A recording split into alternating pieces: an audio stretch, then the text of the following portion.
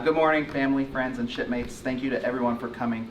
Of course, this is my recognition for 23, small plus sign there, for 23 plus years of service coming to an end. But it's not just for me, right? It's for my, it allows us to recognize my lovely wife and my 2 children and my mom and dad for working hard. They spent many years working to make, my mom and dad spent many years working to make me who I am today. It's for like my friends like Matt and John. They've supported me along the way. And like Captain Arnold said, this is our opportunity to carry forward tradition. You know, we've had 3 people retire from the military here, and I guess I was the, we didn't do 2 ceremonies for the other individuals, but I think as long as one of us does a ceremony, then we're able to carry the tradition forward for someone else. So maybe it was, you know, my responsibility I took on to just move it forward a little bit. It's the fact that it's not going to be, it's not the same as it was 100 years ago, and is what makes it move forward, where it's not going to be the same thing in another 100 years, right? We make the tradition, but we also carry forward the traditions from our past. I want to say thanks to Chief Cifuentes. Where are you? There you are. Thanks. She's obviously, as people around here know, she's good at coordinating things, but she does so much for our detachment. So thanks for taking this on. Thanks to Captain Arnold for your kind words, and thanks for letting me have this ceremony. To my wife Shizuka, thank you. You have a way of making everything better. I'm grateful to have you as my wife, and thank you for the love you show me. On the toughest days, you fill my heart with warmth. Sakura no shita ni watashi no ichiban ga eiin ni daisuki yo. Phoenix and Raylene, I love you, Big Boy Boo Boo.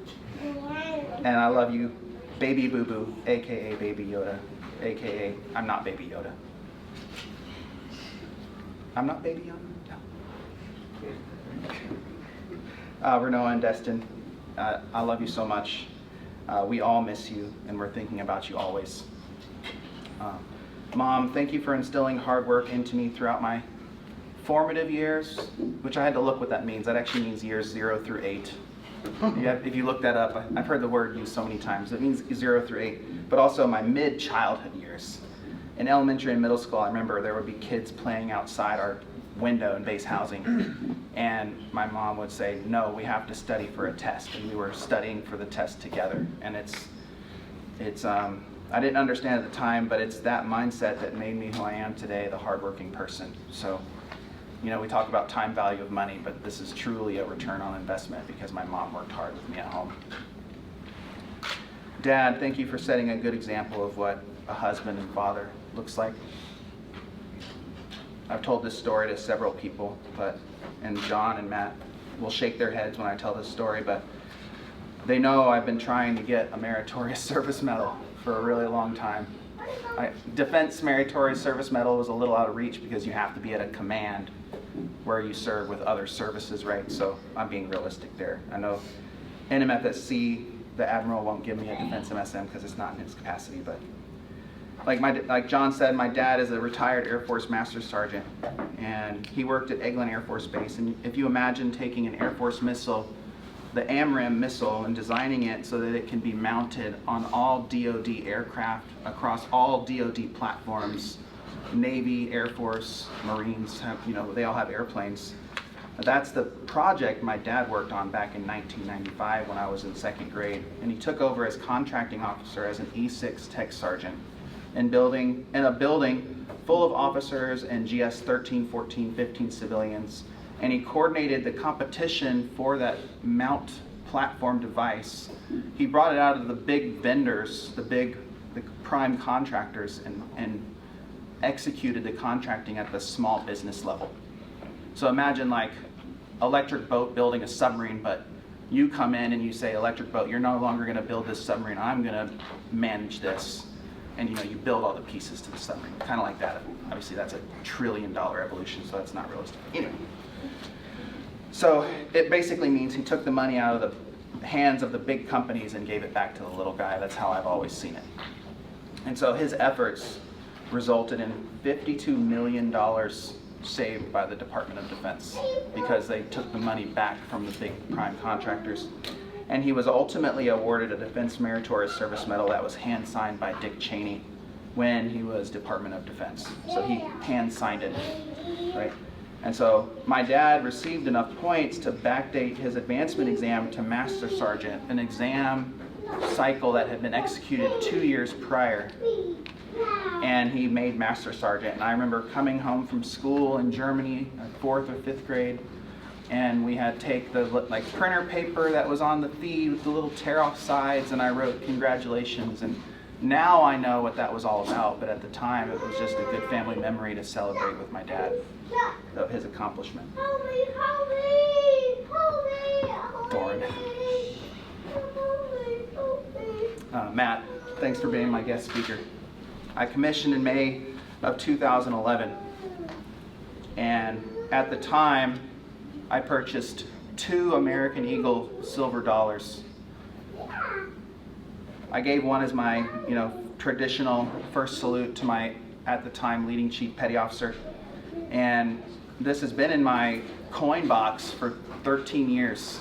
And I knew that whoever's going to be my guest speaker, I was going to give this to as a farewell. So it's old and tarnished, but kind of like me, right? So it's fitting. I actually looked up online, should I shine this? And it said, don't shine silver because it might remove the value. So leave it tarnished. So that's why I decided to leave. But you can shine it if you want. But I want to give this to you. So yeah.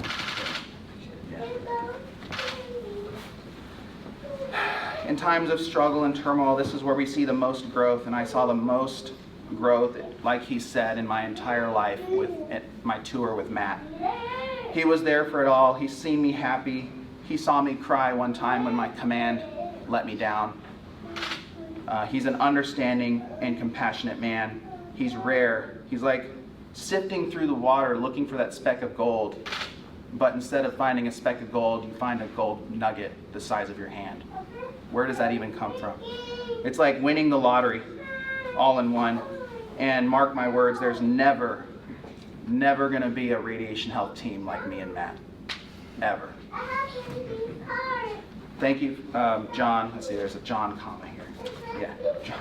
I put this on the next page. John, thank you for being my master of ceremonies.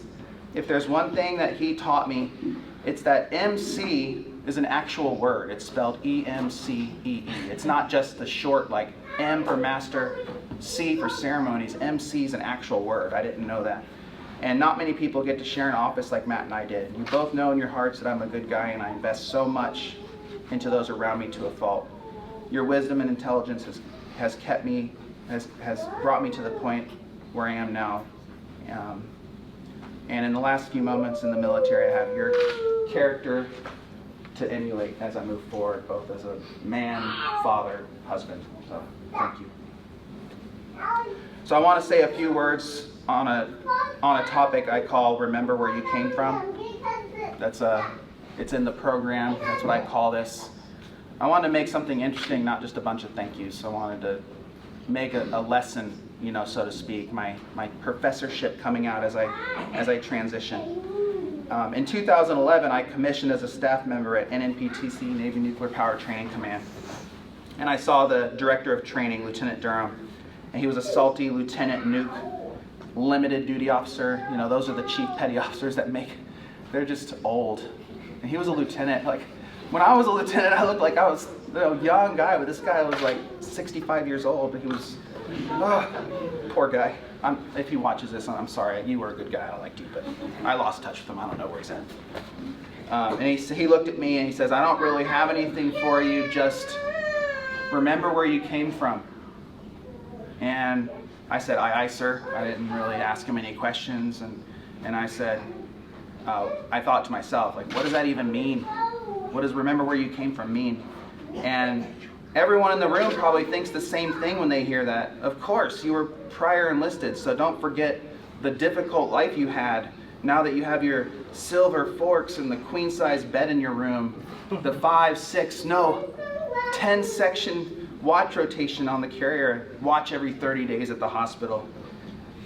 Difficult life, yeah, okay. Being the unqualified nub non-useful body on a submarine sucked. I could never forget that.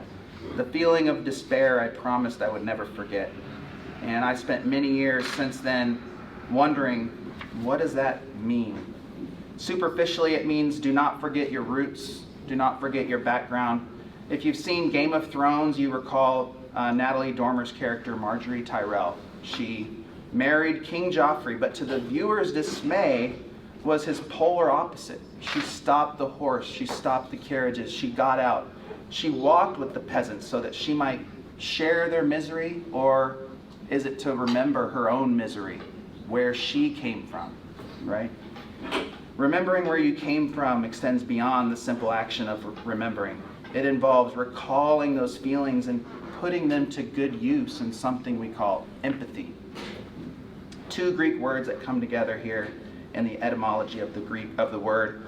M-E-M for N or N-word, inward, and then pathos, empathos pathos is for passion or suffering. The term empathy is used to describe a wide range of experiences from inside the body and mind of another person. Research psychologists define empathy as the ability to sense other people's emotions. Couple that with the ability to imagine what someone else might be thinking or feeling, and you have a very powerful tool, the most powerful tool when dealing with people. These same psychologists often differentiate between two types of empathy, affective and cognitive. Affective empathy refers to the sensations and feelings we get in response to others' emotions. And this can include mirroring what the person is feeling. I thought about throwing an example up here about my wife being in a bad mood, and then I then get to be in a bad mood, but I'll leave it at that. And I instead will say some of the best movies rely on affective empathy to capture the feeling of their characters, to draw you into their narrative. I named a couple here that I thought were really good at that. Interstellar, Arrival, Joker, Pursuit of Happiness, Eternal Sunshine on a Spotless Mind. Some great movies. They all resonate with movies that played with my affective empathy and drove emotions that would otherwise lie dormant.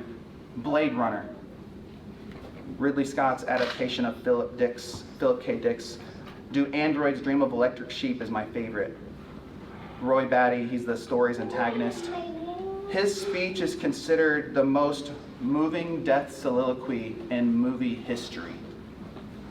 All those moments will be lost in time, like tears in rain, time to die. And in that moment, not only do you feel his emotions, his memories, his intelligence, but his thoughts and words lead us to question humanity and would we treat the replicants as humans? And you question yourself, and that is affective empathy in action. Cognitive empathy, on the other hand, is taking perspective, and it refers the ability to identify and understand people's emotions. So we can't all be Harrison Ford. Empathy is deeply rooted in our brains and bodies. It is the foundation of evolutionary history, and it evolved from like prenatal care. A baby cries, and we instinctively know, as the parents, when that baby's crying, does the baby need a diaper change? Do they need food to eat? We know because we have that cognitive empathy in action, and that was part of our evolutionary transcendence through generations, blah, blah, blah. So it's equally important that we allow our past to carry forward. We need to relive our past so that we can help our future selves and others. With that said, I would be remiss if I didn't acknowledge the lack of empathy from various leaders up and down throughout my Navy career. And I don't want to have a sour moment here, but I will say that these leaders at times have merely forgotten empathy. They have forgotten where they came from. These people have reached a point where they feel inside, they feel ashamed to acknowledge their past. They neglect the very humanity that brought them to where they are now. Their past, or we say sea stories, these sea stories, like Matt listed off so many great sea stories, can be overshadowed by one bad sea story from a bad leader. And it's our job to make sure that we leave memories in our junior sailors' minds of good times and good lessons, not bad lessons. So why does this happen? What makes people forget where they came from? Perhaps people go through hardships in life. They become resentful. They become frustrated. Maybe they struggled more than other people. Maybe someone makes it big and they become selfish or arrogant, boastful. You know, like the famous person on TV in a movie who they get all this money and they go a different direction. In pursuing a better future, the hearts of these people who forget were hardened by the circumstances they had to endure. And I recall a time in Yokosuka when I had a difficult 9-day period. I had a call to action and I had to leave on a Saturday on a train to Sasebo. And I worked Sunday through Saturday and I came back on the next Sunday. So it was 9 days of me being gone. And I had to leave my lovely wife at home.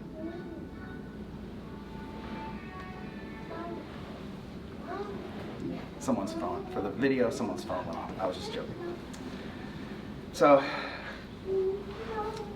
I went ahead and did my annual visits to Iwakuni and Sasebo, along with the troubleshooting I had to do on one of the ships. And before leaving, I spoke to my supervisor, the director for clinical support services, who was a pharmacist, and I said, hey, I'm working 9 straight days. Can I do Monday? Can I take Monday off when I come back into the area? Because I'm traveling on that Sunday. And looking forward, Shizuka had just toiled away. I asked for this in advance. Shizuka, she was by herself for 9 straight days with a 2-year-old and a 4-year-old. And she said no. She said, come in, because it's a work day, and you can leave early. You can leave at 1400 instead of 1700. And it doesn't sound like common sense in this room. Like, looking back at that, and as I tell that story, I see the looks. Like, why in the world would she make you come in on that Monday after you had just been gone for 9 days? And in the end, I had nothing going on that day. I had no reason to be there. My work was done. I accomplished nothing except alleviating whatever fear or irrationality that my boss had at that time. So disconnected, so sad. And we talk about taking care of our sailors and their families, but she missed the mark that day, like so many others have before and will continue to do so, unless we make a decision to take care of the people around us. It's a decision. Regardless of personal feelings on the person, take care of them, please. So with that said, I have a few rules that I live by that revolve around empathy. I wanted to read you, and then I'll be done with my long speech. So the 4 rules. Rule number 1, and Senior Chief McNeely, thanks for helping me today, and he'll attest that this has been my rule because he worked for me for quite some time while I was director of training. And I told him, you've had to bug your boss before, right? And you kind of you don't want to bug them. Like, it's their off time. I don't want to put them in a bad mood. And so the rule that I've told people is, if you're junior, to me, it's your job to bug me in my off time. It's your job. My job is to leave you alone in your off time. Simple as that. Right? I told you that. So, and I've had to message him in his off time, but that's because I care for him and we have a great relationship and he doesn't mind me talking to him after hours. I've never had a bad attitude about him or anyone messaging me in their off time. Rule number 2, never correct a junior person when they are with their family. And if you're with your family, never correct a junior sailor. If family's involved, just leave it alone, go about your business. Prioritize your family over correcting a sailor because of a small infraction, I put. Rule number 3, listen and silent are spelled with the same letters. Abraham Lincoln, 2024. I don't know who actually did it. I just found it on the internet, but I like it. So don't listen to answer, listen to understand. I've had so many people in my life come in to ask, why are things done this way? And he or she doesn't even want to listen to what I have to say. they just already have a reason they want to do something. And they want me to say, like, yes, you know? And just ask, what do you want me to change? Like, you're not going to listen to me, so just... Anyway, number 4, an apology is an apology if the sentence has a you or a but in it. I'm sorry, but. I'm sorry you did so-and-so. And the double whammy, I'm sorry, but you did something. No.